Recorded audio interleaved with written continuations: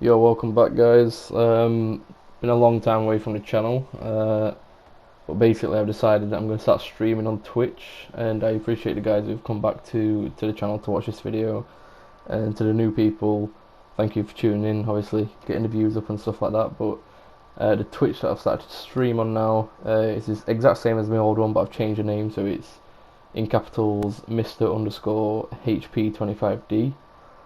Um, but basically, let's get into the videos of what I think is the best tactics that are working for me right now. It's got me all the way from Division 3 up to Elite Division now, as you've just seen. And I was really struggling after the reset. But I found these tactics to be absolutely insane for the 4-2-3-1 formation that I've always loved, but I hated trying out because I could never get it to work. And right now, it seems like it's working an absolute treat for me. So ignore the three formations I've got here. These are just basically what I was trying out, what just didn't work. And again, as I've said before, the game plans, where it says the game plans at the bottom, I'd advise setting this tactic upon either your defensive or your attacking, because as you can see at the bottom, it's got different scenarios for the way the formations are going to play out, and I believe that will affect it. So to start on it, we get pressure on heavy touch, which is absolutely crazy if you've never played it before, because you'll find yourself being like completely caught out at the halfway line. But once you get used to it and switch to your cam to bring him back, or your CDM instead of switching straight to a centre back, it works an absolute treat, and you win the ball back quite a lot. Also gets you better at defending, which is a key stat that I needed to improve on, because I'm absolutely terrible at defending. We've got 40 width, purely because people play down the wing and you need to stop that. 35 depth, which might seem crazy with how deep 50 depth is already, but because of the pressure on heavy touch, and you can see fast build up there, you need a 35 depth to kind of drag people back when you do lose the ball, because if not you will get caught out so much easier. So the 35 depth is kind of crucial. I wouldn't go any below 30. Don't go any below 30 whatsoever, and I wouldn't go any above 40. I'd say 35, 36, 37, that range seems perfect. Now fast build up, it works only if you use the tactics that I've got on, the player instructions, sorry, because if you use it on its own, they all just run in a straight line and you can't do anything. So when you come to see the player instructions that I've got on, you'll see why fast build up is working absolutely amazing. Chance creation, leave it on balance. I'm pretty sure any other formation video to show you balance, and if you've tried the forward runs or direct passing, just seems a bit stale. It's always the same pass making a mistake. Chance creation, always best to go balance. Width 15.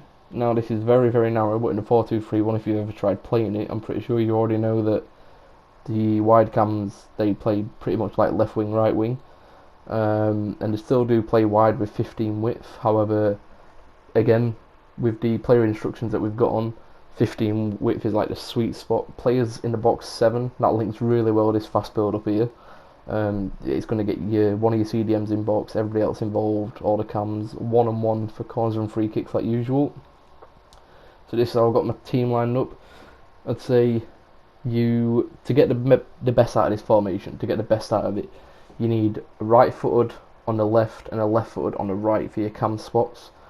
This allows you to basically cut inside and finesse it, or not cut inside, go near post, and it does throw quite a lot of people off. And don't worry about crossing it on the weak foot; it will work. Into a striker, you want to stay central, getting behind. And the lovely thing about this is you don't have to use one of the pacey strikers like Mbappe. You could literally use Lewandowski or player in Benzema, somebody like that. They just need to have the good positioning, good finishing.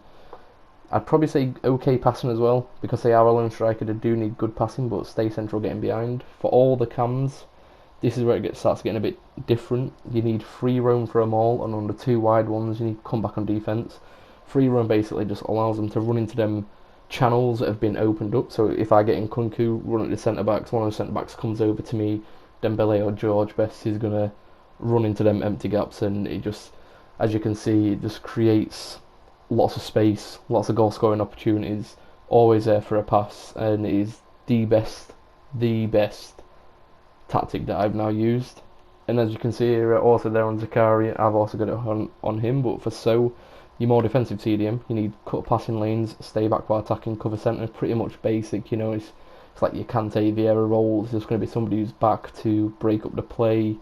You need one players with the long body type like a Vieira, you know, the long legs and stuff like that to jump into the tackles. Now also here, free roam for your second CDM. They don't need to be specifically good at shooting. As long as they have passing, it's okay. And also the defensive capabilities, but we've got free roam, cover centre and get forward. So they're going to be basically making runs beyond the free cams, or just sitting on edge of box, however the game scenario is your attack, that's how your CDM is going to play. But as you can see here, it takes a free roll to provide passes, and that is a key thing about the free roam on all four of the players. You less attacking defender, leave on balance, leave on stay back while attacking. Here you can see Hernandez and Jonathan Klaus. He's my more attacking, so he's unbalanced. Balance for Casillas as well. Pretty much basic stuff with every other formation that you've seen. But the thing that I need to emphasise is the comeback on a 2 wide, because you're playing so far up, comeback needs to be on.